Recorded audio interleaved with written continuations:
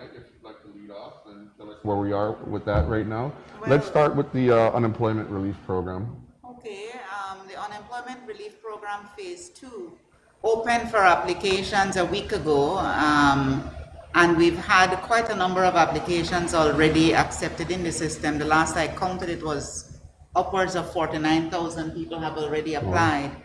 And so we've already begun the process of sifting out and pulling out the ones that are clearly well prepared and everything, and following up on those that require further information to be provided. But it's people are asking questions, people are passing on to us some of the issues that they're having, but we're expecting that to roll out reasonably smoothly, and we should see approvals and payments begin to be made by the end of this week or the latest the beginning of next week. And what are we finding to be one of the biggest problems as far as feedback that you're getting, or if people are calling in with queries or concerns? What are you finding to be the number one issue? There are two issues. One, the singular one that we get the most notifications, requests asking for help is where people are getting a message that says their number is already in the system when they've already filled out their application and think that they're inputting it for the first time. What we're discovering is that once people have completed filling out their form, sometimes when they press, they get a little enthusiastic and they don't press once, they press twice. Well, it's the second pressing that the response is coming from, because you cannot send the application more than once. So that's the issue there. And the second issue that we're getting, several people have called in staff about it, and even the guys at CETA were telling me that a couple of people have called to say they're having an issue with the number of middle names that they have. So a person might have two middle names, and the both middle names are on the card, but they might not be in the system in the way you are inputting it. So I tell people there are only a limited number of ways you can try to put in your middle name and your last name, or sometimes it's two last names. Women sometimes have two last names, but Social Security Board may have one as a middle name. Mm-hmm. And so you have to sort that through, and sometimes it's trial and error to find exactly how it is in the system. But the reality is that one of the biggest changes that we've made to the system that will allow us to not have so many errors in terms of input of name and Social Security number is that you have to put in your correct name and your correct Social Security number and your correct birth date for you to move past that screen and go to input an application. If you move past that screen, it means that nobody has used your number before. If you move past that screen and go to the end of the application process and then get back that you've applied already, it's because you pressed two times. So those are really the big questions that we get from people making applications. Okay. Now, the application is available, correct, at the COVID-19 on the COVID-19 website. Yes, That's it is. www.covid19. And how many applicants? You said 49,000 applicants so far. That's a number that I saw earlier this morning. And have disbursements begun already? No.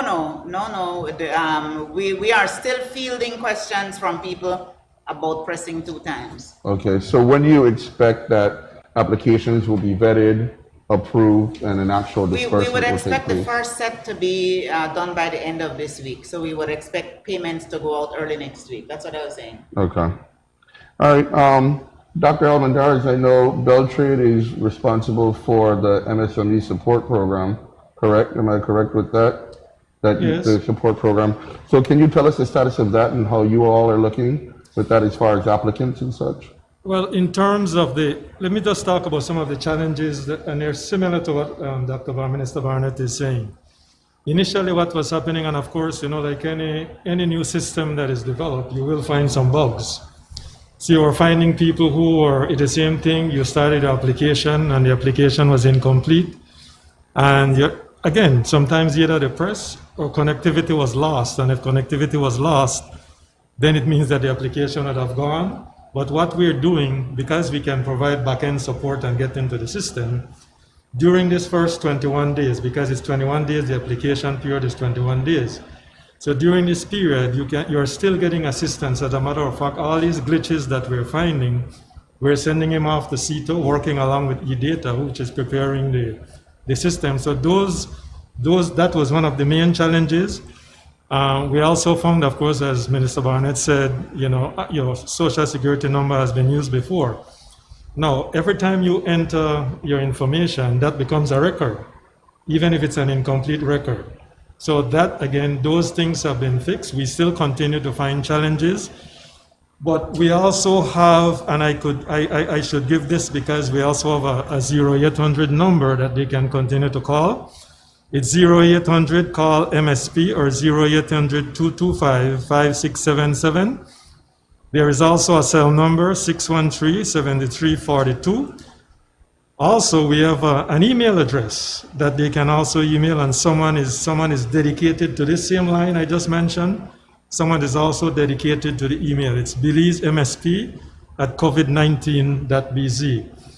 So those are some of the challenges. Now, the other thing is we, as Minister would know, we sat and we simplified this process because we now have two forms that are being used.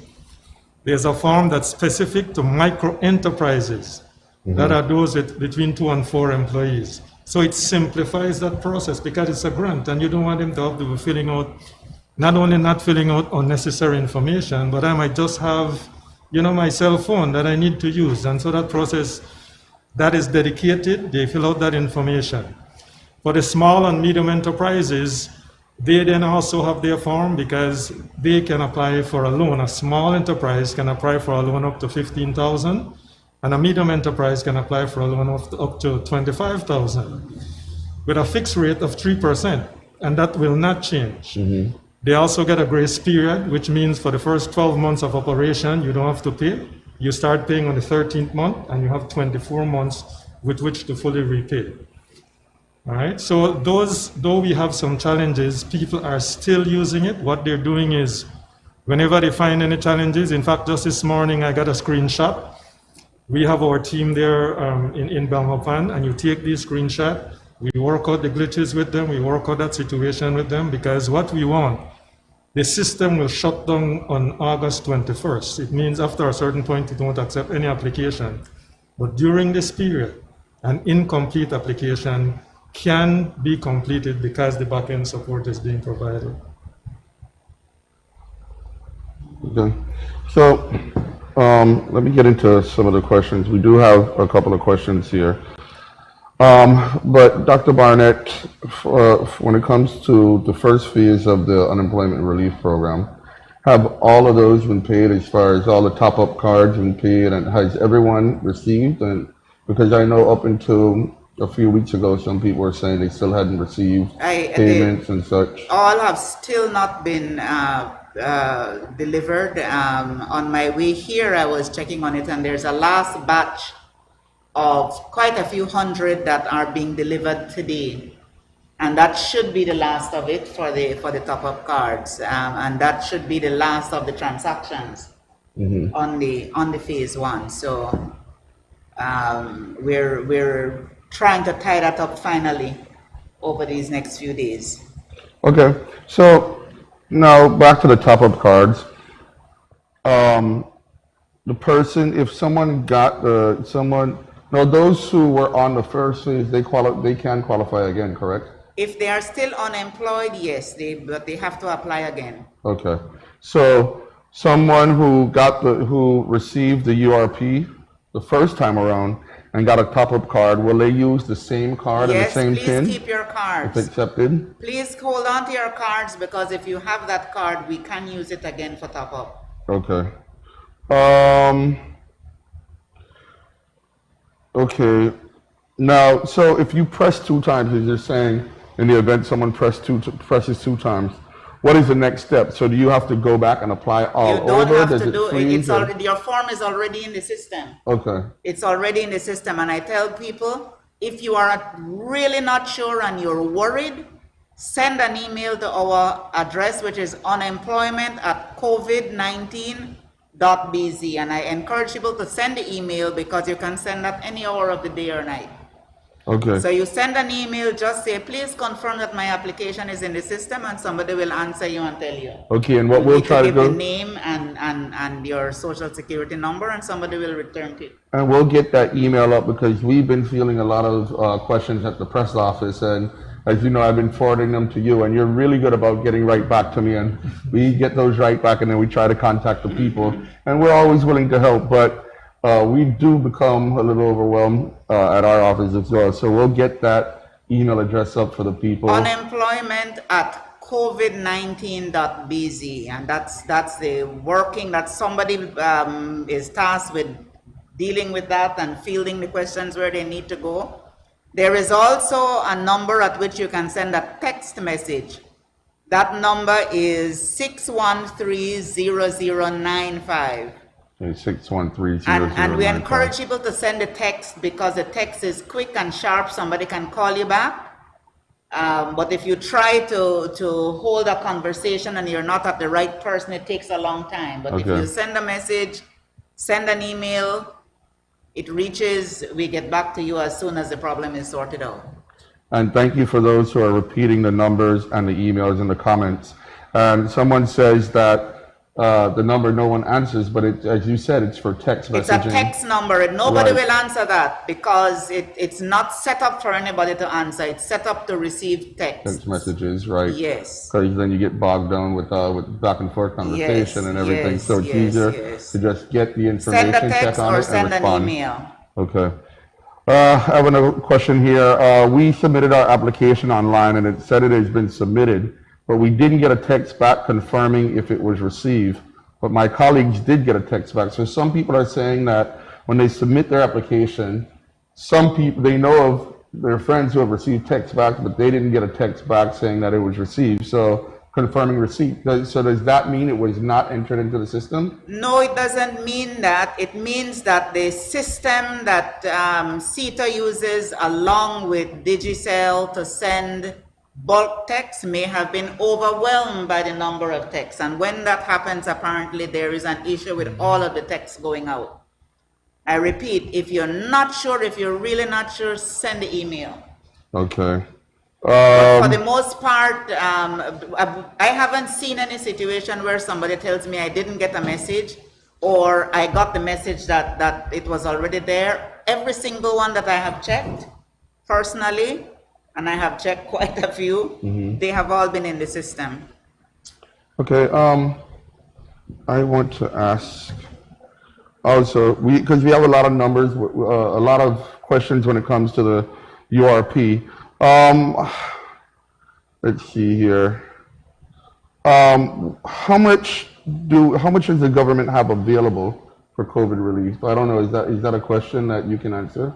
For all of COVID relief or for this program here that we're talking Well, about? both. I haven't added up the number for all of the COVID relief. We have spent so far 35 million on COVID unemployment relief. In this second phase, we have divided it up differently, and we now have 14 million that's earmarked specifically for unemployment relief, and 14 million that's allocated specifically for small and medium enterprises that's intended to support the retention of employment, so that it's not only payment for not working, but also to help businesses to keep employment alive. Okay. So that's between these two programs here. And Dr. Barnett, let me, I just want to go back just for the benefit of the audience as far as those tuned in, because they have a lot of questions. A lot of times the same questions come up over and over again. That's So all right. I'd like to be clear. What are the qualifications for the unemployment relief program? Who qualifies? the persons who have lost their employment as a result of the impact of COVID-19. That's the The broad, definition okay. of, yes. And that could be somebody who works for somebody else, meaning they're an employee. And we have a lot of applications coming, particularly from the tourism sector still. Right.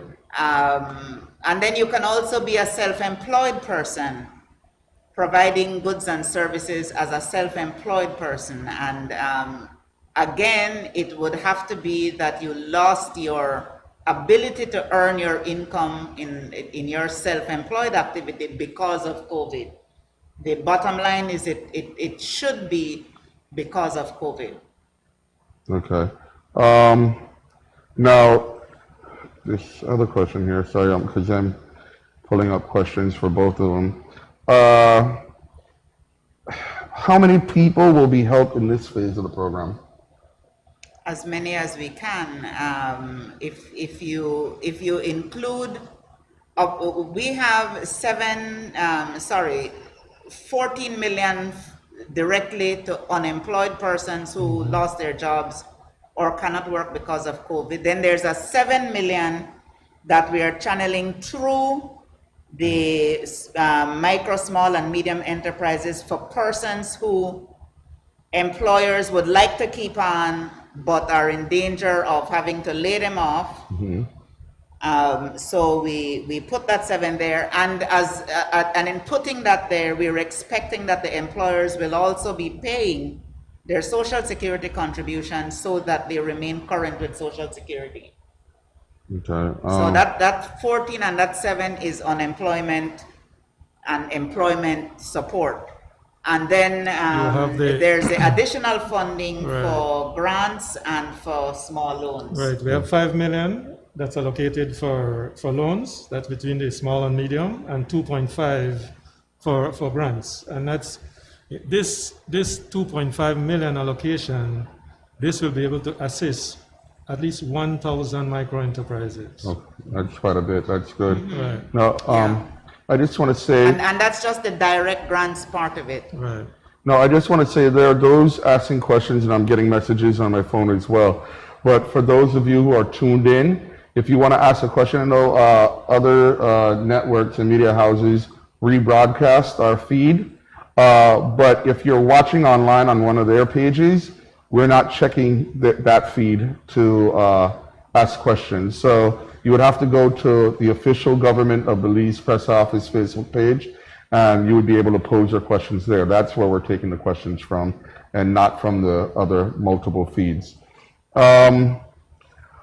Will there be an increase in employee benefit rates, or it's the same amount that It is the same amount. 15. It's $150 every 2 weeks. $150 every 2 weeks for a period of 6 weeks. For 6 payments. So that's 3 months. 3 months, okay. Now this one's saying, the portal keeps telling me that my number was already submitted, but I have not even applied yet. So someone who hasn't even applied in the past, they're saying that their number was already submitted.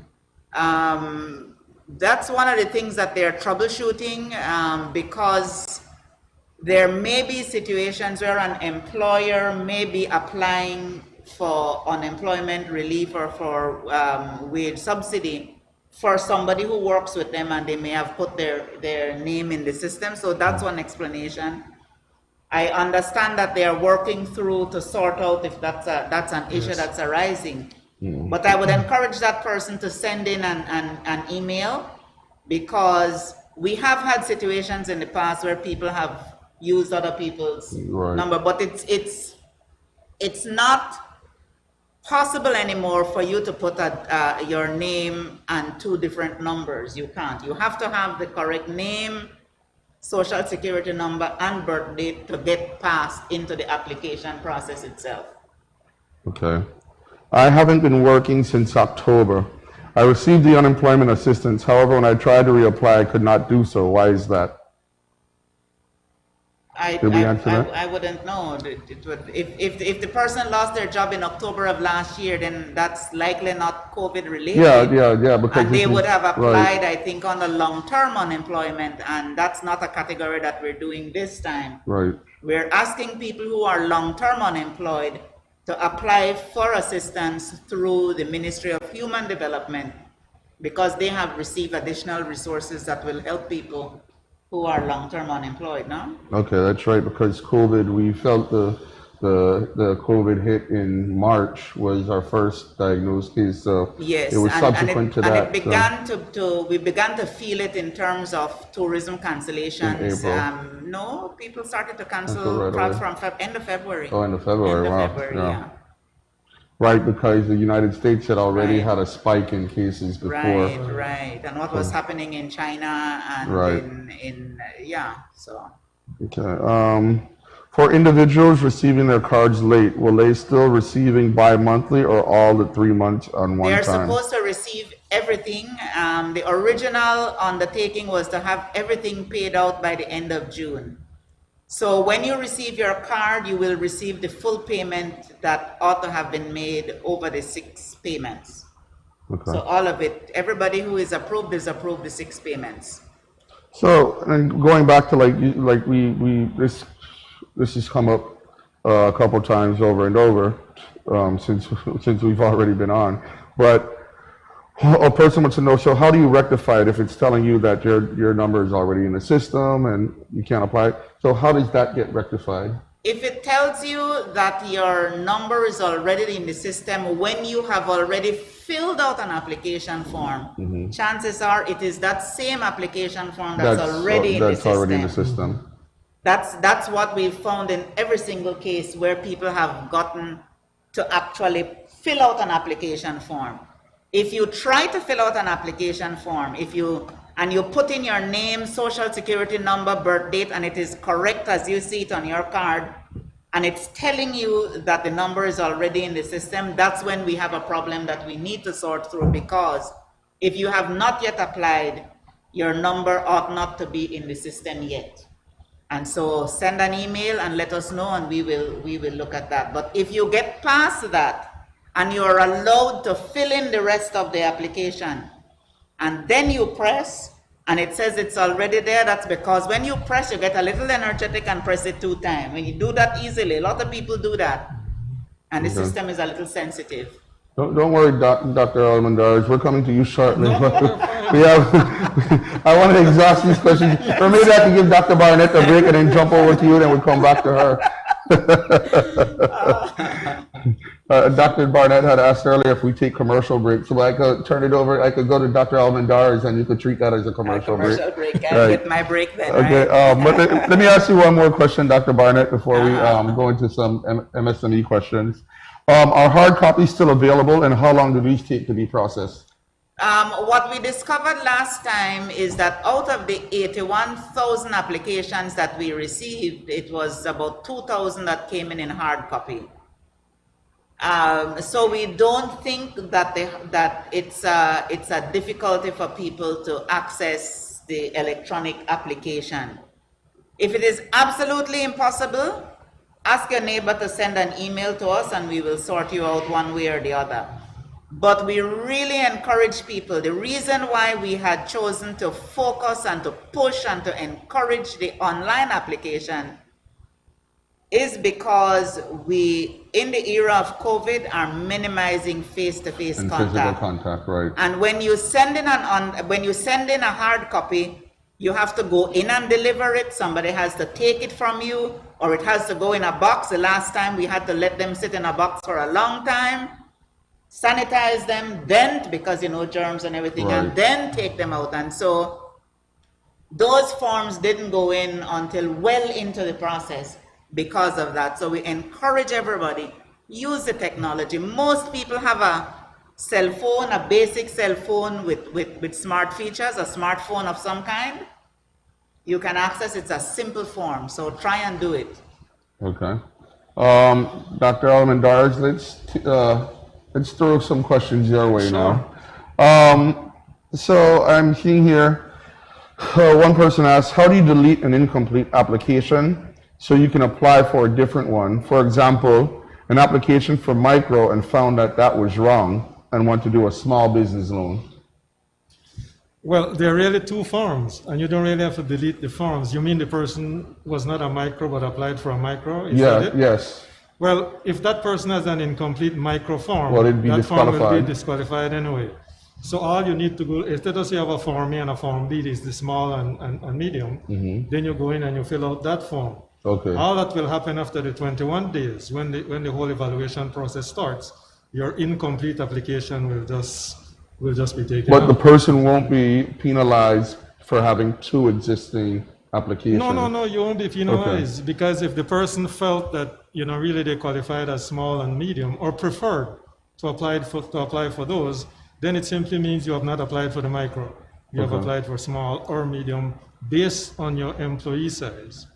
And the applications for that are on the Beltrade website? as No, well those as are co- also, those on are the actually on the COVID-19 website. So the All of COVID those forms are Right. available there. When you go in, you will see, really, if it's micro, the form is there. Small or medium, the form is So there. ladies and gentlemen, www.covid19.bg. That's the Yes. one stop for all That's the one stop COVID-related for all material right. and information. Exactly. All Okay. that happens is that you could get access to assist during this period in time, but all applications are filled out using that website, yes. And the interest rate, is it, the interest rate for small businesses, it's 3% annually, correct? It's 3%. And that's for across the board, micro, No, small? micros, it's grant. Micros don't get Remember, loans. micro is a Oh, grant. that's a grant. That's a grant. Okay, so, So it's and a small another, and medium, and it's fixed at 3%. and another person asked, do you need to pay back a micro grant? But being that it's a grant, No, you don't have pay to pay back that the grant. back. The That's grant just- is really to help you with working capital, to Right. get your business restarted and things like that. So that's really for you to assist,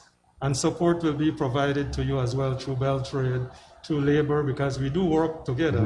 So we will be providing that service to ensure that, really, if you Wonderful. had something that you wanted to do, some recovery plan that can be assisted, but that there's no repayment for that. Okay.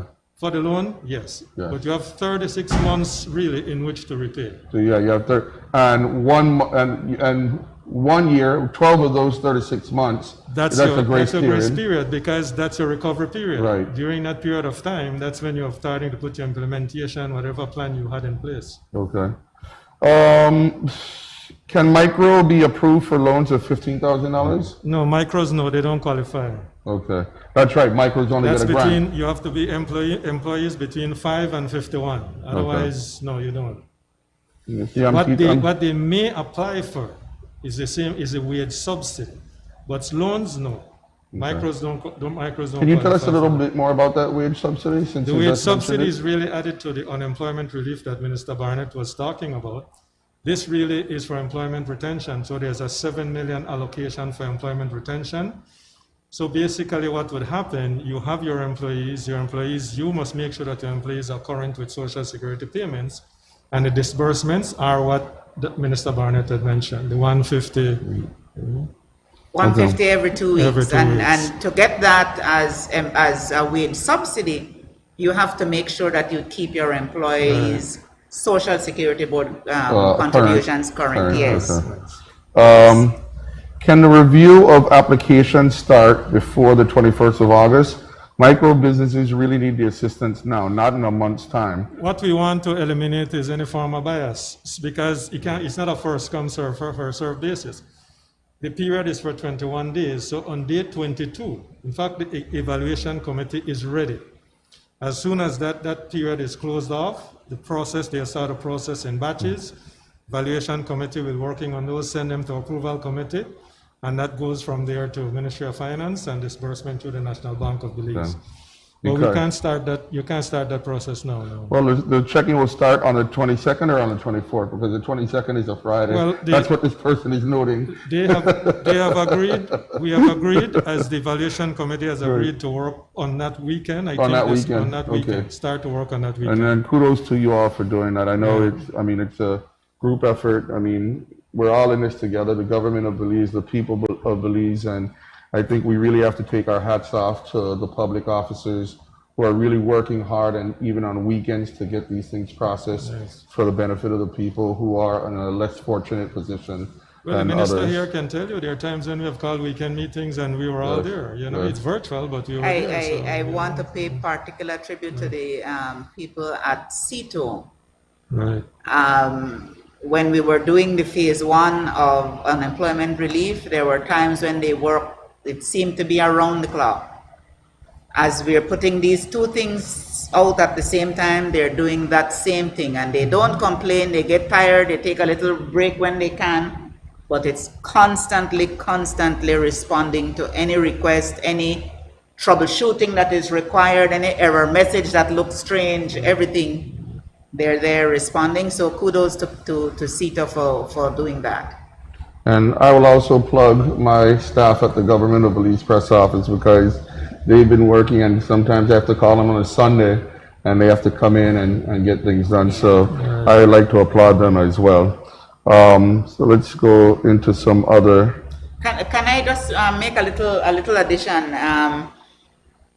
Micro enterprises are able to apply for wage subsidy, the assistance that's provided. They can apply for that. But the reality on the ground is that many micro enterprises, sometimes it's a husband and wife team or a mother and daughter team, and they're not really owner and employee. Right, it's like a family business. Exactly, and so they choose not to pay Social Security, because if you're working in your own right, you don't have to pay Social Security. That's what the law provides.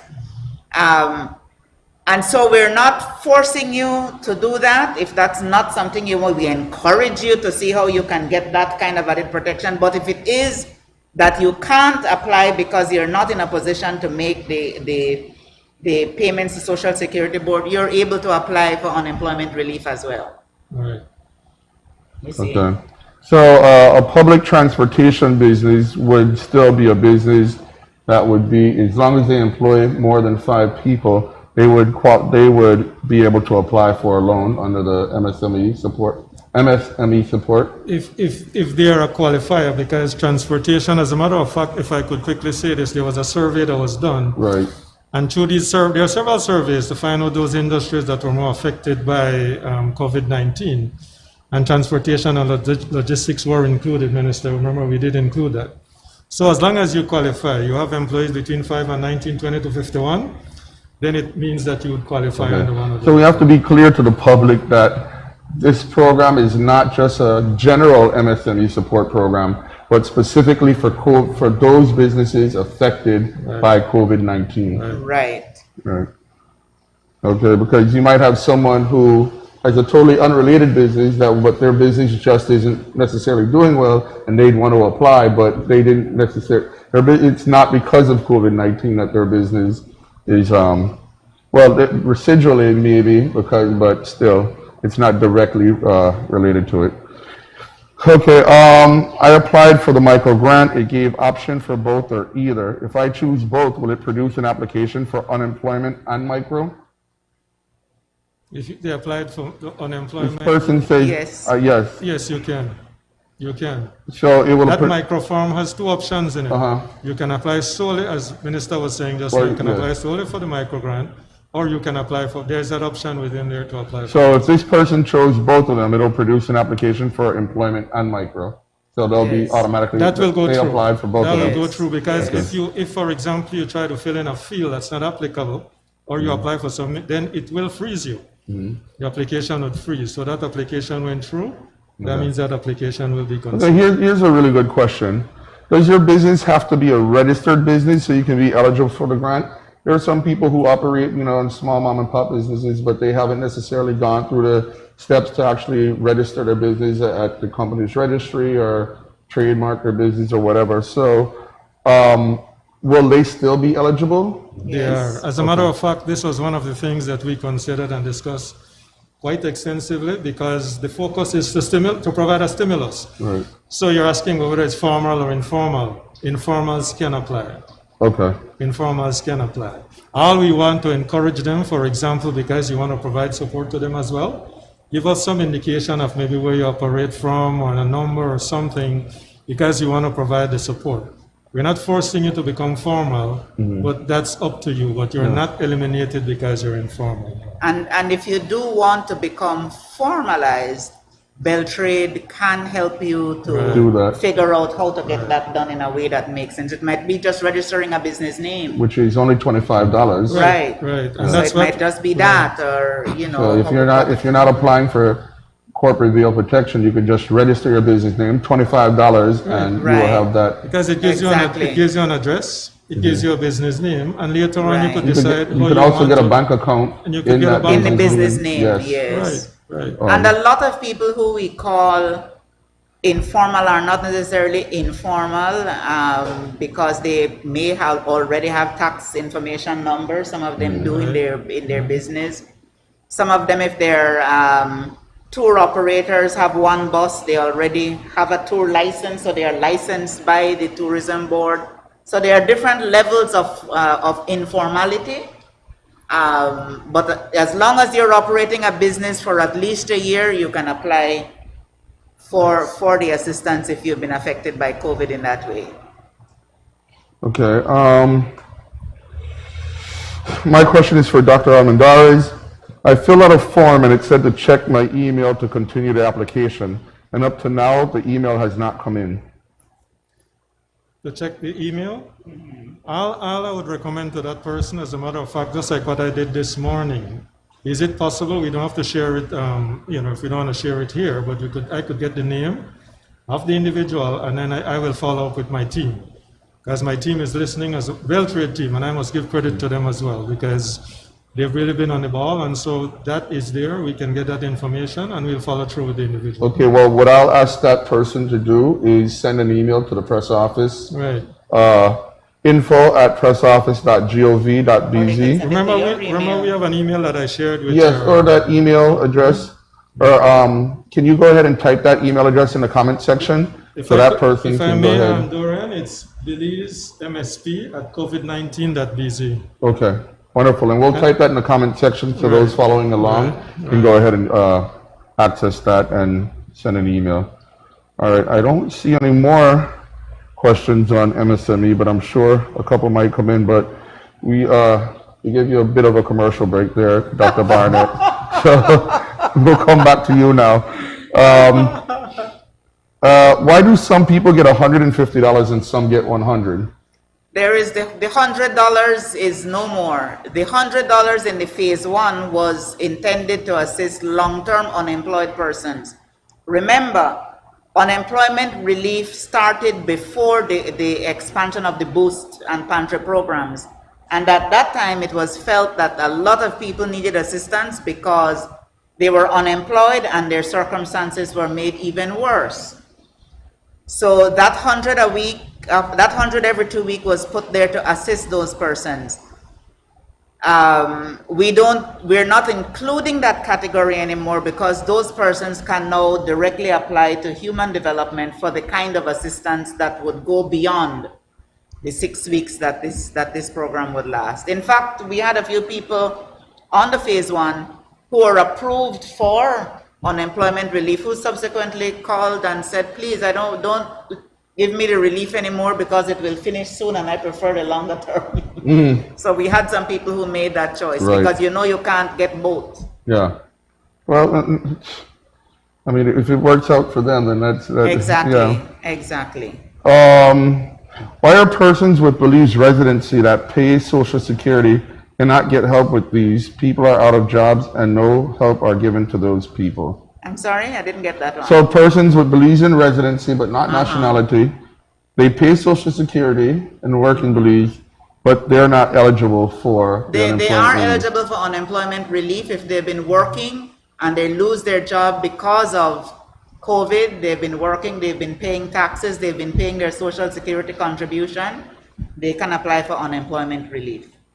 All right. I only got 4 out of the 6 payments. But they have to be legally in the country. Right. I only got 4 out of the 6 payments. Will I get the other 2? Should. Okay. They should. That would be people who would have been approved late in the program. Right. So And- those should be on the way. And And if they're not, please send an email. unemployment@covid19.bz. Right. I believe we have the numbers up there already and the email addresses so that they can go back there. I applied for the first relief and told I would get a top-up card, and I haven't received anything as yet. I reapplied on the 4th of August and got a confirmation text saying that I will be given an answer 1 to 3 days, and I have not heard anything back. And I have sent an email and I have gotten nothing back.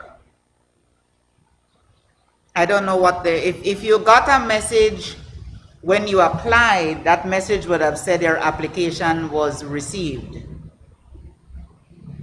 Okay. And is being processed or whatever the message says, and so it goes into the processing thing. There isn't approvals are not being done as yet, so you would not get that particular message at this time.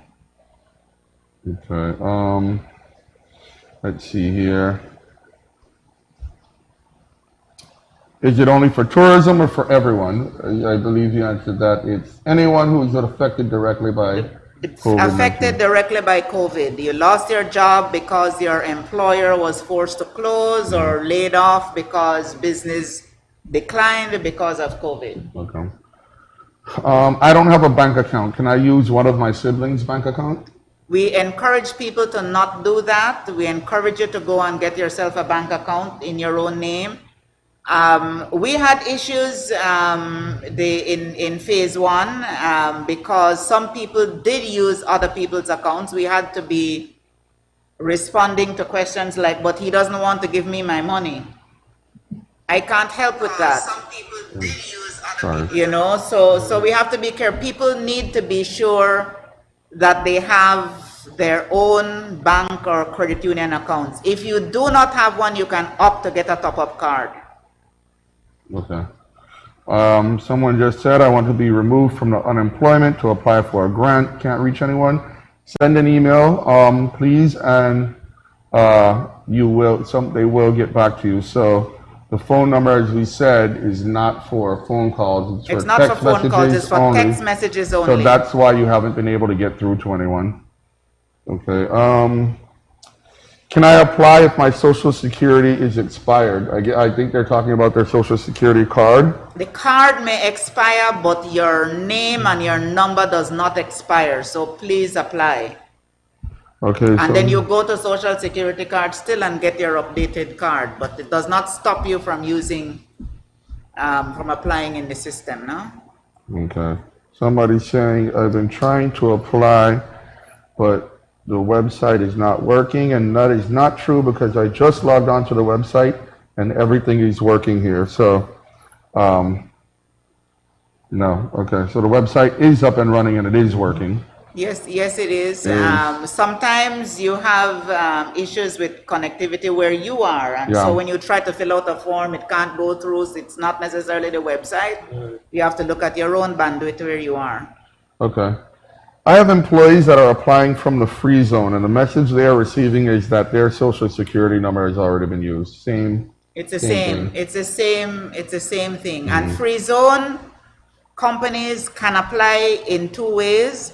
They can apply for the wage subsidy through Beltrade, or employees of operators in the free zone can apply directly for unemployment relief. Okay. Now, the company I was working with, name was spelled wrong on the application. It was not accepting the name that we typed in. What happens to those applications? It depends on whether they put in something, even if the name was spelled wrong, so we can verify with the employer. But that's not a game, that doesn't end the game. If it becomes an issue, if your application was not accepted for some strange reason, remember, unemployment@covid19.bz. Send an email. Okay, and how long should people reasonably expect a response on that email? Well, it really depends on whether we get 10 or we get 10,000. But we try to... Constraints that are, it's staff in the labor department, and we had closed offices because of needing to sanitize. We had closed offices in 2 locations. People couldn't go home. We have had people out. So things may be a little bit slow may have been a little bit slow last week. This week, we're expecting it to be that much different as people have come back. But please remember, we're also We're humans. yes. Yes, and I get that yes. times are hard and people are a bit desperate at times, you know, but we have to ask that you exercise patience because a lot of our staff and people who are handling these are overwhelmed as well. So we ask that you bear a little bit of patience there. Dr. Barnett, this person's question it has to do with names. I apply, but they say that my name is on the system, but same name, but the form has no option for a middle name. He's junior, or he has a middle name or a different middle, but it's saying the same name. But I'm guessing that the social would be different in any event, right? If this, yes, the social security number would be different because it's father and son. We do have many fathers and sons that apply with that. So we get the junior and the senior thing, and it really depends on what is on the social security card. If you put what is on the social security card, it ought to go through. At the end of the day, if you have a difficulty, unemployment at covid19.bz. Right. When all else fails, unemployment at covid19.bz. Yeah. Okay, people are repeating the questions. For those of you who are asking multiple, and it's the same question over and over about the number already existing in the system, please, I implore that you go back and review when this webcast is finished. It'll be available online. So just go back and review it, and that question has been answered several times already. But let me answer it one more time because Okay. I know how difficult it is for persons when they believe they have done it correctly and when they look and get this strange message. If you get past inputting your name, social security number, and date of birth, and then you are allowed to go in to put in the rest of your information, it means that before you sat down in front of the computer, your number was not in the system yet. Once you have filled it out, if you press enter and you get back a response that says it's already in the system, it means you pressed twice. And you know we do that all the time. We're pressing enter and instead of doing so, we do that. Well, it's trying to send it more than once and the system will tell you it's already there once the first time has been accepted. So it's there. And if you're unsure, send an email. Right. Okay, Dr. Almendarez, I want to jump back to you. I still think that there's some confusion with regards to the URP and the MSP as far as the criteria for both. I know so the MSP, the employer provides as a wage subsidy, and the URP, it's the employee the MSP, the employer applies, and the URP, the employee applies. So can you just really be very clear the difference between the two programs, the MSP and the URP? Well, in terms of the MSP and the wage subsidy, because the way it sounds, and it is unemployment relief. As a matter of fact, this is really the second phase of unemployment relief. Even though, because one of the first qualifiers is employee retention. And so therefore, in terms of the 7 million, yes, you can fill out that form and you can apply, but that 7 million is used for wage subsidy. You must keep social security payment up to date. That's the qualifier. In other words, there's a little form there that you can post that list of employees that you have. Now let us say, for example, that before March 20th or March 23rd, you had 15 employees. But you now have 10 employees. I think one of the questions that we have fielded was, do I apply for 15 or for 10? But you only retain 10. So let us say, for example, you are at least paying something to those 5 employees. You now have 15 employees that you're willing to retain. Then in this case, right, Minister, we can then say, well, okay, fine.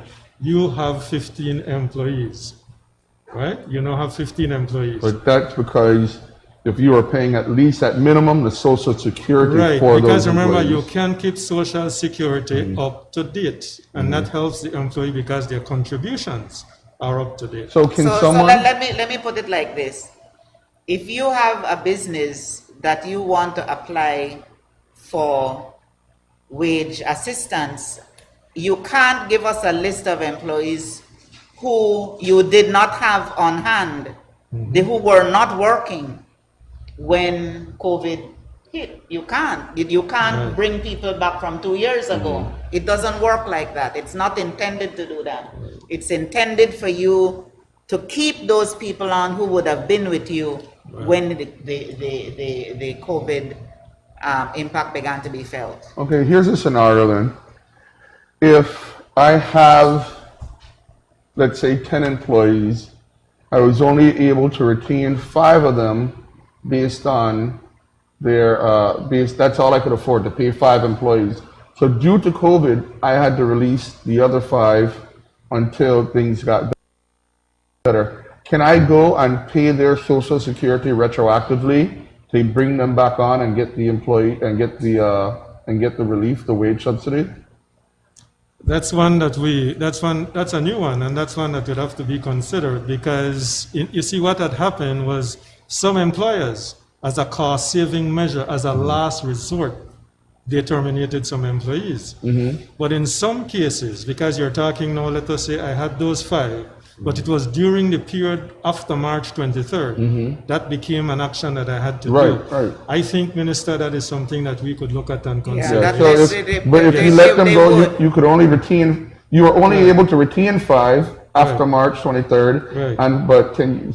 And you had to get rid of 5, but could you retroactively pay their Social Security so that and get them up to I date? don't know The that you retroactivity? would be able to pay retroactively if they had been laid off, but you can pay them going forward. Right. Okay. Right. And these are So you can bring them back. employees- So you can bring them back. Rehire Yes, them. because these are employees, Right. ex-employees who would have been able to qualify for unemployment relief anyway. During that because they period. were laid off Right. because of COVID. So Okay. instead of applying for unemployment relief, they would be applying for the wage assistance Right.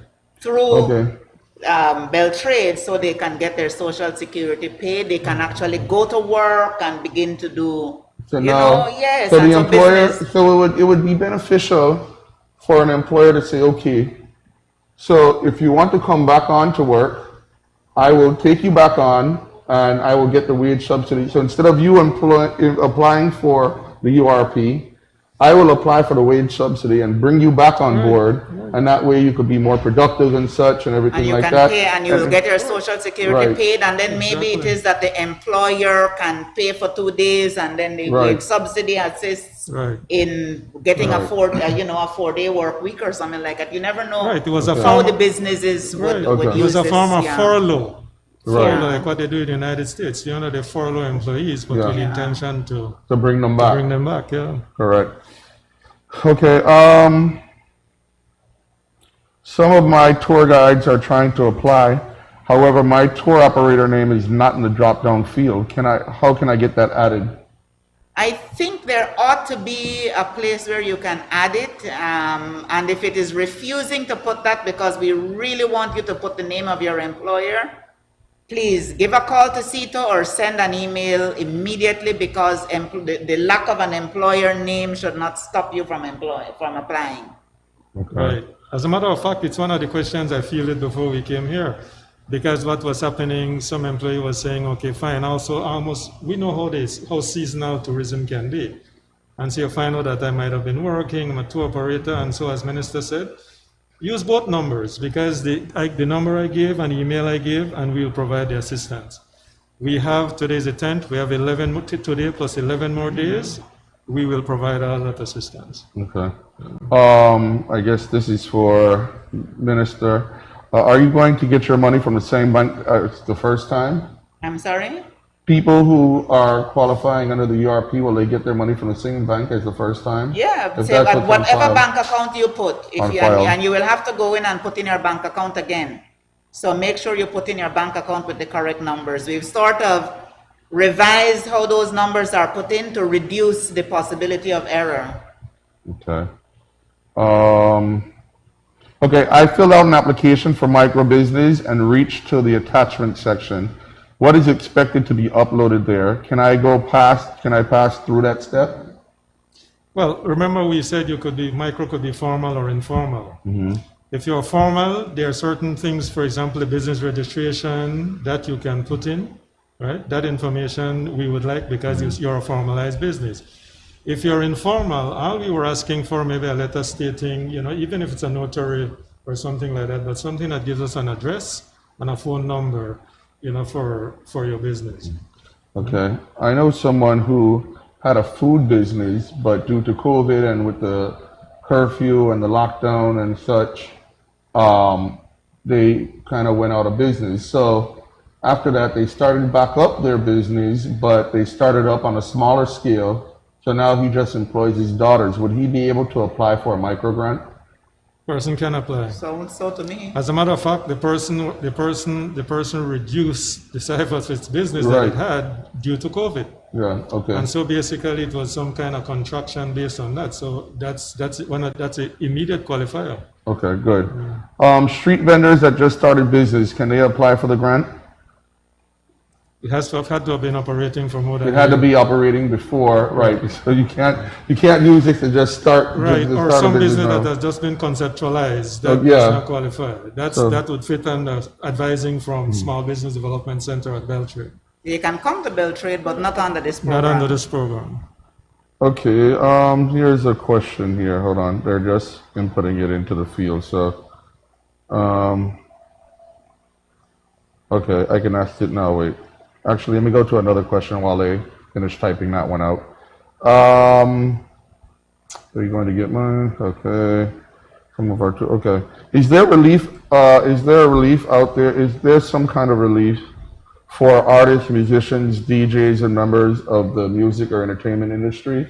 They've been greatly affected by COVID. The creative industry, when we put the list of entities or sectors that qualify, creative industries is one. Okay, so the creative They industry do qualify. They can apply because we know how affected they in were. phase one of unemployment relief, we did approve a number of artists, musical artists, and DJs as well. yes, DJs, people who do event planning, because you Right. know things like weddings and all that sort of thing were very much downscaled, and so a lot of that work was lost, and so we had people who applied and benefited.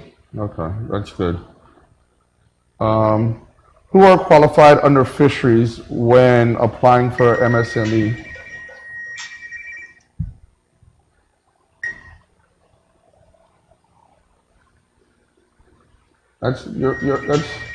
That's only the first time your phone has rung in the last hour, Doc. It's not even on. Oh, but I was gonna say you're a lucky man if your phone only rings once an hour. But you see me here every I minute. know going Dr. forward. Barb, I might ring No, the constantly. strange thing, the messages are coming, Yeah. but then that just made a strange noise suddenly. I don't know what. Maybe the right message came.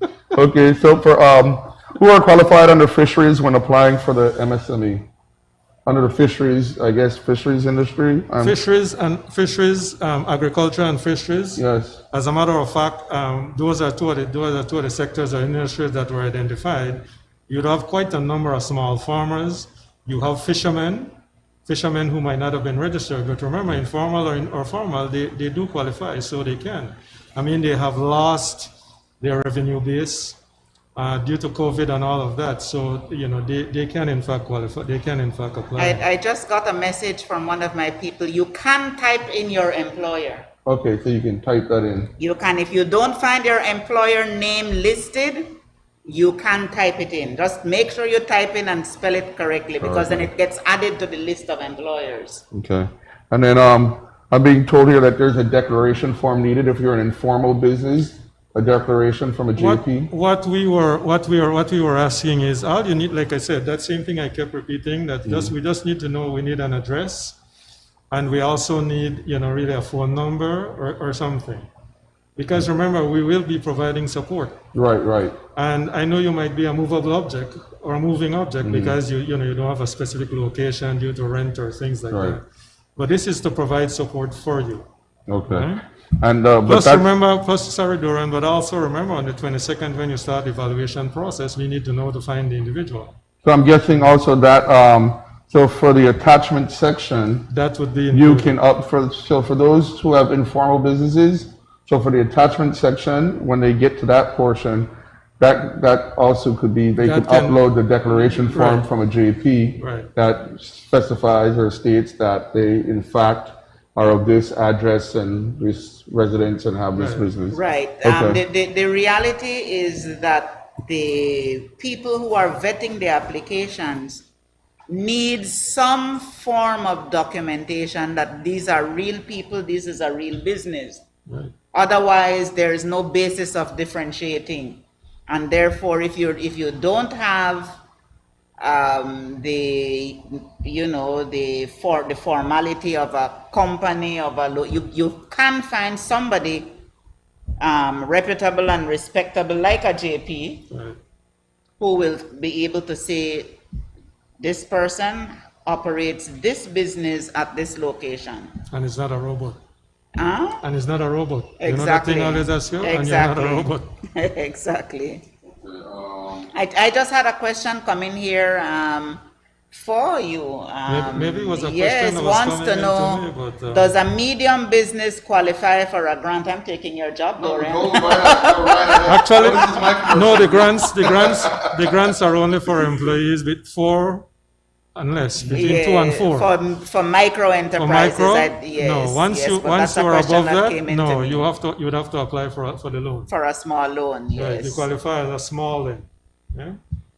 Okay, I'm a small business owner, but my business is not registered or have a trade license. Can I still apply for the small business, I guess loan, they're saying grant, but it's loan. I'm keeping up with my social security and self-employed payments. That person can apply. So they can still Person apply. can apply. Okay. We will have enough information. They have they have social security. Yeah, so there is enough information. Right, and that's one level of formality. So if they're already registered as a business with social security, they're not informal. They just don't have that widespread of formality, but Right. there is a level of formalization there. Okay. What if you're a micro business and you don't pay social security and tax? Can you apply for a micro grant? Yes, you can. Yes, you can. All right, let's see. I think Remember the TIN, etc. Some of those things are part of formalities. So yes, you can apply. okay. Can someone who worked from home for the past 5 years providing food service but never paid social security, affected by COVID, business went down because of non-employment. From there, customers left and they couldn't put up their business, would they be qualified for the relief grant?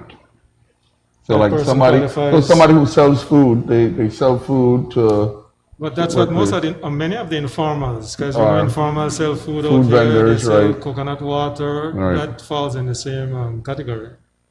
All right. So, Dr. Barnett and Dr. Almendarez, I want to be absolutely clear, and I think this is something that we need to bring up because when I listen to the morning shows, I hear people calling and complaining. You scroll through social media, you see people complaining. When it comes to the money, it's Social Security money, and it's money from the Social Security Board. But we have to be clear, it's not. SSB is only doing the payment. They're facilitating the disbursement of funds, but it is not, in fact, SSB money. SSB just happened to have the infrastructure to help facilitate, being that most people who are employed are registered with SSB. Right. Am I correct? Right, and because we wanted to be able to use the social security number as the primary identifier, there's a close working relationship between ourselves and Social Security Board at that level of making sure the systems can talk to one another and know who, Right. There is an alignment of databases. Yes. Okay. I own a family-run hotel and had 5 employees, including my wife and I. Do I classify as a small business for a loan? I laid off employees due to COVID. Sounds so. You do qualify. Okay. You have 5 employees, you do qualify. Okay, lost my job in March due to COVID. Would we still qualify for unemployment relief if we continue to make our own Social Security payments? I would think so. Mm-hmm. They want to continue to pay their own Social Security. Well, they have continued to pay their own Social Security. Okay, so that means they're after- a part of the self-employed part of the Social Security scheme. They do have a part of the scheme, whereas a self-employed person, you can be a part. And yes, if they've continued to do that, great. And then they talk with Beltrade and do what they need to do in terms of the application. Can applicants use the same phone number? Can multiple applicants use the same phone number? Yes, they can, but when they do that, they don't get their messages, and then they will call and say, we didn't get our message. Right, makes sense. One of the things that people have to be very careful of putting is this telephone number, because when the telephone numbers, when the messages go out, they go out through the system that actually picks the number out of the application form. Nobody keys it in. You key in your number, and that's the number that will receive the. So if you put in a wrong number there, you will not get the message. We have called so many numbers, and the numbers are wrong. So we know that people put in wrong numbers. Can you apply for both ERP and MSME support for micro business? I believe we said Yes, you that can. you can. Yes, you can. Okay. So I guess, wait, let me see if I have. Can taxi drivers apply for a grant? I don't think so. Does that because fall under taxi public drivers- Taxi transportation? drivers would be self-employed. They would be self-employed person. A self-employed person cannot apply For for a an grant. MSME. No, you have to be at least two have to have an employees and over. If you're one person working for yourself, then you're in the category of unemployment relief, not in the category of MSME What you have are support. some taxi drivers who have more than one vehicle, and some of them I know give out their vehicles, and some of them Yes, give yes, out so they much more. lease out their vehicles, they rent their vehicles for a week. Yeah, I do know of taxi drivers who do that. There are some who as do well. that. So you bring in so much for the day, but it's my taxi, so I'm Yes. actually employing you. But They you also let make they so let much somebody pay. run a taxi in their vehicle, and I guess what you make for you pay so much per day, and then everything To use after the is yours. taxi, Yeah. okay. Right. So Yeah. on that basis, you could apply, and then the committee looks at it. Okay. On that basis. But if you're a self-employed, there is a carve-out allocation under that 14 million Right. unemployment relief. And Dr. Almendarez, can you just tell me about the role of the National Bank in all of this when it comes to the MSME support program? Well, after the approval committee, first of all, I think there's a need to emphasize that this is government of Belize's funds that will be used. What will happen is that the National Bank of Belize will be considered the payer, or paying agent. So what after the approval committee, there's government evaluation committee to approval committee. Once your approval committee stamps off on that, we will do it by batches. This goes to the National Bank of Belize for disbursement. Whether it's an account with the National Bank of Belize, or as Minister keeps saying, another account that you may have that of your choice. That's where the National Bank of Belize will disburse. What you need to bring in is an identification that says, this is you. That will be one of the main things that has to happen. Okay, and then for the bank, I know when you receive a loan from banks, usually there are processing fees and such.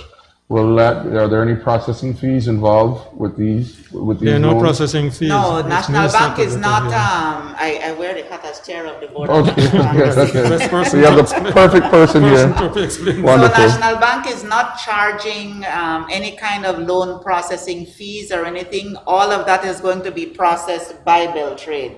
National Bank is not giving a loan. It is not a loan from National Bank. National Bank is the paying agent. So when the money is approved, when the loan is approved by Beltrade, it goes to National Bank. National Bank will open an account in your name. In its way, it will open that account. You can go in, sign for it, that you take money out of it and all that, and there will be all that record But that is not a loan from National Bank, it's a loan from government through Beltrade and this Exactly. program Using National Exactly. Bank as a facility. as a fiscal Right. agent. And then when payments start, the payments will then come to National Bank as well. Right. Yeah. Um, And then let me just say that we had excellent support from Social Security Board in phase one. The staff there were on call. We worked through many weekends, but it was really tough.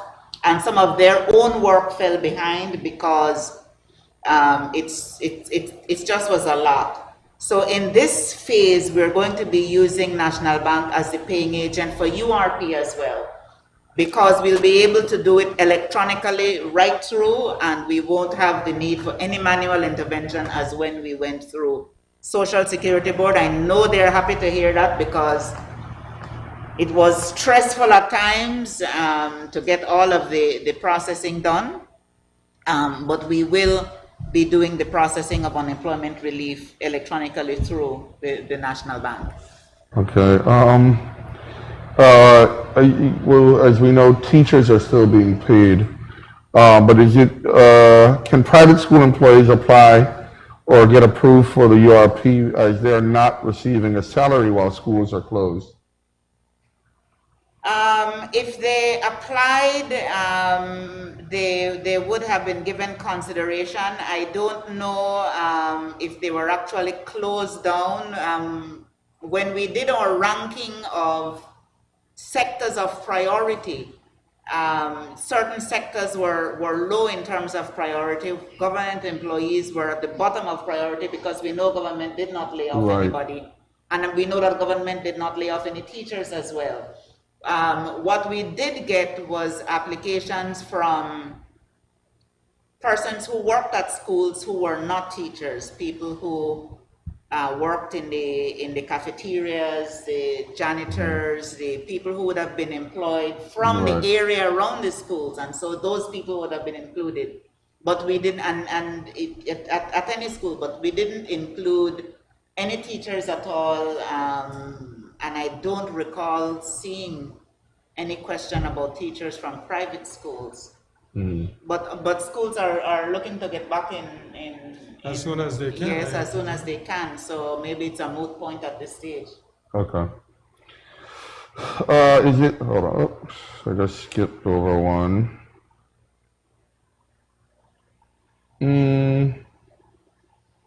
Is it true that if your employer has furloughed you since March 23rd and is not paying your social, I will not get the phase 2 relief? I'm sorry?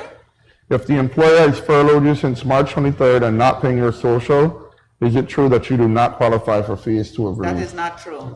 Okay. That is not true. So they can still apply? They can still apply. Go ahead and They're apply. encouraged to apply. Okay.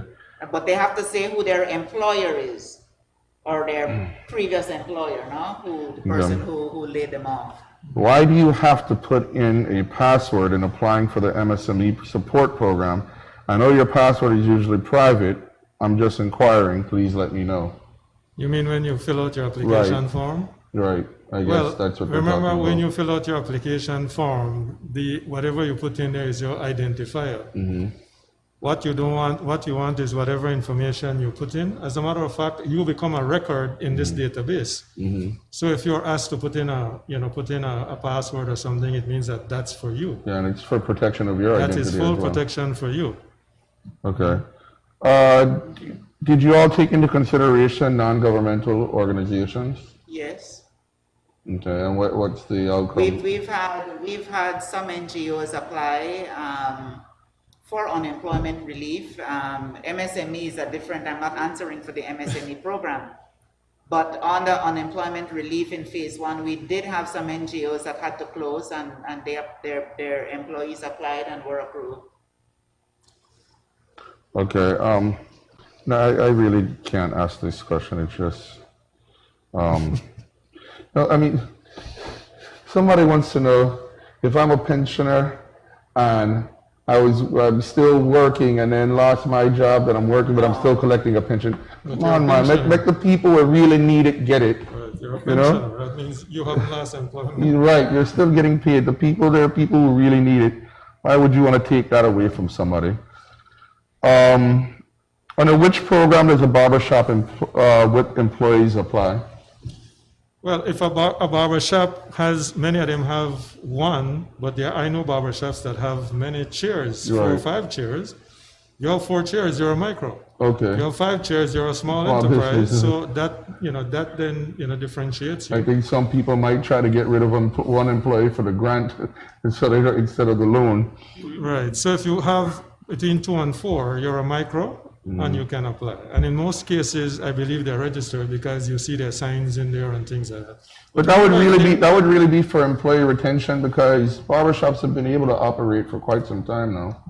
And some have found ways to diversify the way they're Right. doing things, because a lot of resilience have been created by some of these very enterprises that are now meeting demands, changing from their core competence and diversifying to meet the needs, using their own supply chains to meet the needs Right, created by yeah. COVID. And very creative, and COVID Very is, much so. Or adding to their repertoire of goods, Yes, things and not that just- people are now demanding, because you may have people going to the barbershop less, Right.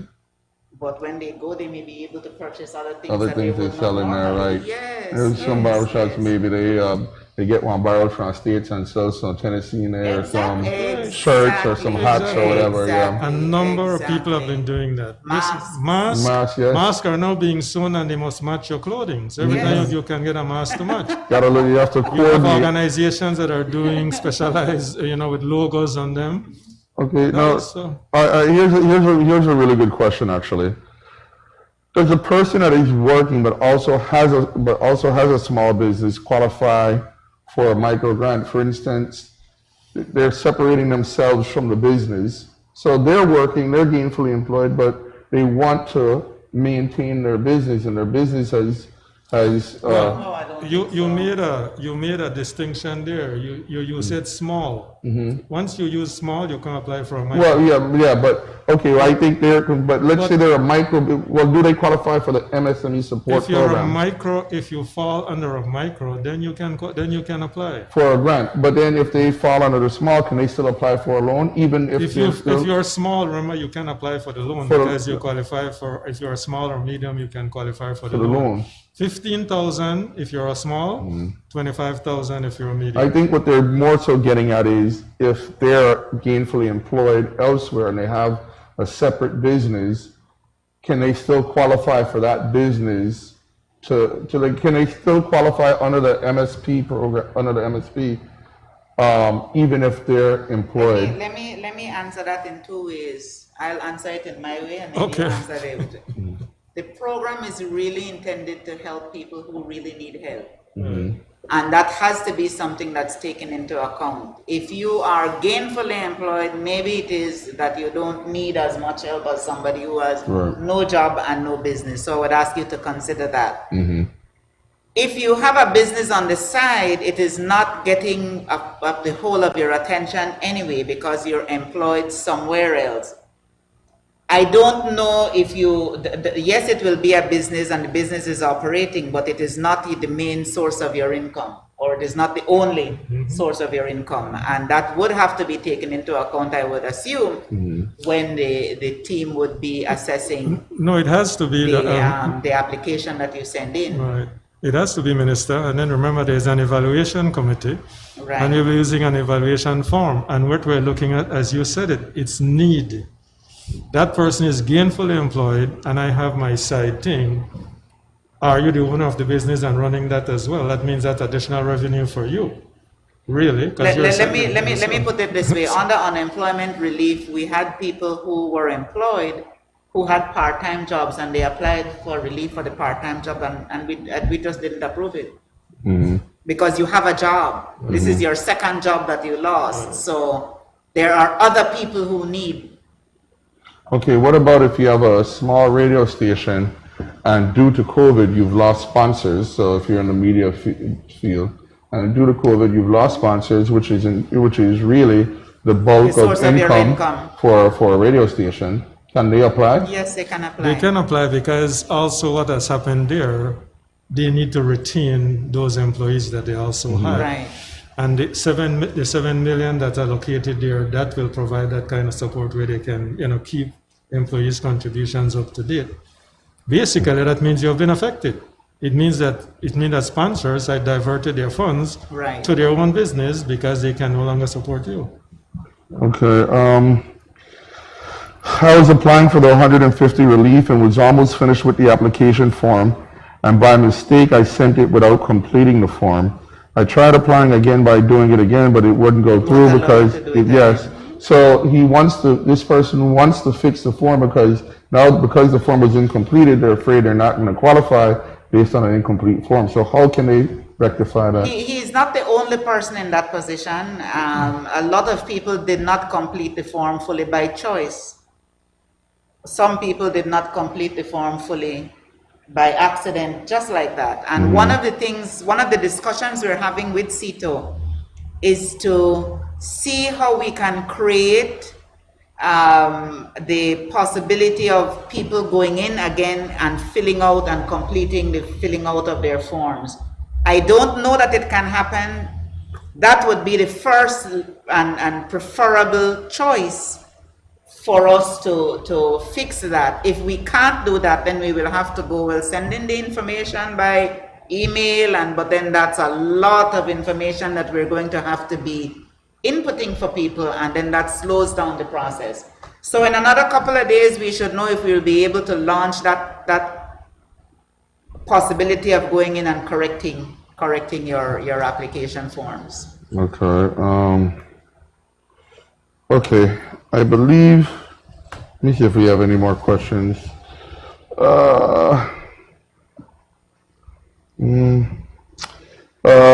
Well, Minister and Dr. Almendarez, I think we have gone through the bulk of the questions. Oh, hold on. These ones are coming in. Can cruise ship workers apply?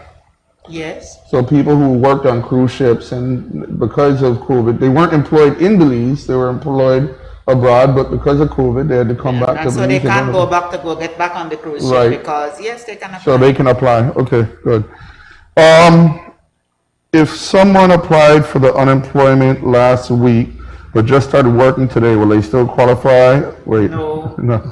Okay. No, they're no employed. They're now employed. Yeah, and you're so now it's employed, easier yeah. for them to just send us a message by Right. email Yeah, and say, just- well, I'm now employed. Okay, well, we the have person- to go and find it No, out. Someone the else. person is actually asking how to be removed, how to have their application removed from the pool. right. So that's what the person is And asking to be that's fair. excellent. Just send Okay. information. as And And we well. appreciate people who are responsible in that Right. sense. Right. Where can we get capital to buy products from farmers to export? I'm sorry? Okay, I guess people are looking for capital from to buy products from farmers to export. I think this has to do more with the DFC program, the loans from Well, DFC. you see, you could answer that in another way because of the use of funds. Use of funds states it's working capital and that kind of stuff. But until the money is disbursed, then really that's when that would be available. But Okay. if they're looking just for capital now, then that sounds more like a financial institution. But applying for one of the facilities under the MSP or unemployment relief, well, no, MSP, not unemployment relief, right. that would be Right. the facility that they would apply under. All right, let me see. What about, okay. Sorry, I'm getting some messages here. If you apply for a grant. My phone was ringing. Okay, I'm afraid to put my one back on. if you apply for the grant and a third wave hits us, I want to know if you will get the payment for the 3 months. If there still be money available, I'm guessing. Well, the money you will, because remember there's that 90-day window, and these funds starting the 22nd, really they'll be doing batch processing. And so as quickly as possible, the They funds will will be roll out. dispersed. The funds will be dispersed. What about small business owner who the grant cannot help because that person is already 10 months in rent owed and need extra money to open back the business? Well, it's important to again reiterate though, small businesses cannot apply for the grant. Right, they would get a loan. They would have But to apply for I loans. think people are, They're but mixing we it have up. to, yeah. I we think have it's to important to be mention clear. that the micros, it's between 2 and 4. The small is 5 to Employees. 19 employees. and 20 to 51 for medium, right? So if you fall into one of those categories between 5 and 51, then you must apply either for 15,000 as a small or the 25,000 as a medium. 2 to 4, a grant, 2,500. Okay. Let's see. Let's see what else I have here. Okay, for that person who said you're submitting the application, I did not finish and received an SMS saying that the application is submitted. That was just answered by Dr. Barnett. Same situation there. There's the person that is, okay, I don't know which program. Okay, hold on, let me see if I have, I just want to, I want to get to everyone's questions, and I know a lot of people are asking, I'm receiving questions via multiple platforms right now. He's got phone. So I'm juggling my Facebook. Message from Yes, Facebook. they're everywhere. He has aligned all of the different things. So. I'm kind of all over the place right now. The relief program form isn't taking my account number, and I messaged the email and the text number. Haven't gotten a response yet. Just What you mean not taking the account number? I don't know which account number this person is referring to. That actually means the account number that you're putting in is wrong, and I would suggest that you go and check with your commercial bank and get the correct number, because the system is now requiring you to put in the numbers that the banks need for the transaction to go through. Okay, what is Dr. Almendarez? What is the amount of the micro grant? 2,500. 2,500. But the total amount allocated is 2.5 million. Okay, That's the amount totally allocated. So 1,000 micro entities or micro enterprises will benefit from that. Now, okay, because this person is saying they're already 10,000 behind in rent at this point, which that must be pretty expensive rent if you fall 10,000 behind in 3 months. Yeah. You're probably, I mean, I don't know which micro business rents anywhere that much. So that doesn't quite add up to me. And rent, if rent is almost 100% of your expense, then really that's... Yeah, I don't know which micro business, okay. So I think that's it. Well, again, I want to say thank you to both Minister Dr. Barnett and Dr. Almendarez for coming on. And hold on, let me see. Okay, no, those questions were answered. Okay, well, yes, thank you for coming on, and it's always a pleasure. And again, if there are any questions, the email address is unemployment@covid19.bz. And remember, I give. Right, and it's on screen. It's on screen for them. It's on screen. So remember that someone is dedicated to the email and the line. It's a dedicated line. So. Well, that concludes our show. But I want to remind the people and our viewers that the month of August is Mask Up Month, and the Rotary Club of Belize, they're promoting the Mask Up Month to make sure everyone is always wearing their masks, and there are different promotions that they are running, so you can find them on Rotary of Belize Facebook. I don't recall what their Facebook page is, but if you look them up, I'm sure you'll be able to find their Facebook page, and you'll be able to view the videos, the short videos, and also the flyers that will give you more details about the promotion. And you can also look for it on the Government of Belize Press Office Facebook page. So I want to thank all of you for your questions. Thank you for tuning in. Remember to practice safe physical distancing. Keep yourself and your family safe by staying at home if you do not need to be out. And if you must leave your home, make sure you always have on a mask. And don't forget to regularly wash your hands and sanitize your hands. A lot of people tend to use the hand sanitizer. They just sanitize every now and again and think they're okay. Hand washing is the best form of, the best way to combat this deadly disease that we're being faced with. And if you have to sneeze or cough, do it into your elbows or into a piece of tissue, and wash your hands immediately after. If you have any questions or concerns, you can call the Ministry of Health on the Ministry of Health hotline, 0800 MOH Care.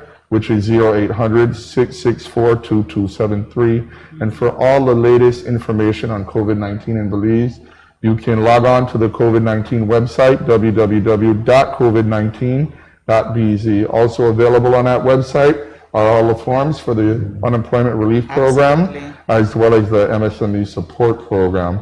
Also, for up-to-date information and for factual information, you can log on to the Government of Belize Press Office Facebook page or the Government of Belize Press Office website, which is www.pressoffice.gov.bz.